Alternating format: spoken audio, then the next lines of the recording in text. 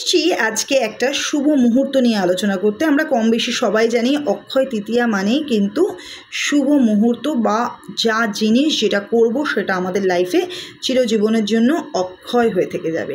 তো সেটা ভালো কাজ হোক আর সেটা যে কোনোভাবেই কিন্তু আমাদের হাত থেকে হয়ে যাওয়া কোনো খারাপ বা কোনো ভুল কাজ।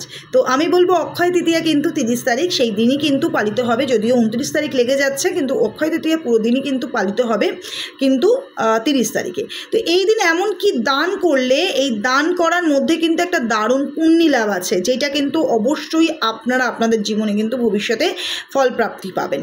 তো এই অক্ষয় তৃতীয়াতে কি দান করলে সেক্ষেত্রে আপনি ভালো রেজাল্ট পাবেন সেটাই আজকে শেয়ার করবো। তবে তার আগে বলবো আমার ভিডিও আপনাদের ভালো লেগে থাকলে লাইক, সাবস্ক্রাইব, ফলো করতে ভুলবেন না। কমেন্ট বক্সে থ্যাংক ইউ ইউনিভার্স লিখে এনার্জি এক্সচেঞ্জ করুন।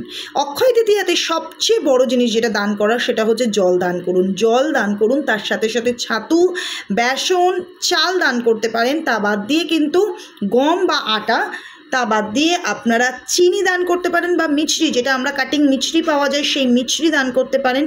আম দান করতে পারেন, আম মানে যেটা কাঁচা বা পাকা যেটাই হোক। ফল দান করতে পারেন, ছাতা দান করতে পারেন আমাদের পূর্বপুরুষের উদ্দেশ্যে, বা বস্ত্র দান করতে পারেন। এছাড়া জুতো বা খড়ম যেটাই হোক ব্রাহ্মণকে দান করতে পারেন। কোন ব্রাহ্মণকে একদিনের ভোজ্য হিসেবে কোনো কিছু দান করে দিতে পারেন, সবজি দান করতে পারেন।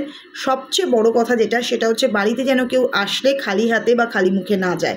তার সাথে সাথে বাড়িতে যে পশু পাখি আছে বা এই গরমে পশু পাখিদের একটু খাবার দিন, তার সাথে জল দিন। এর থেকে বড় পুণ্য হয় না অক্ষয় তৃতীয়াতে। Thank you.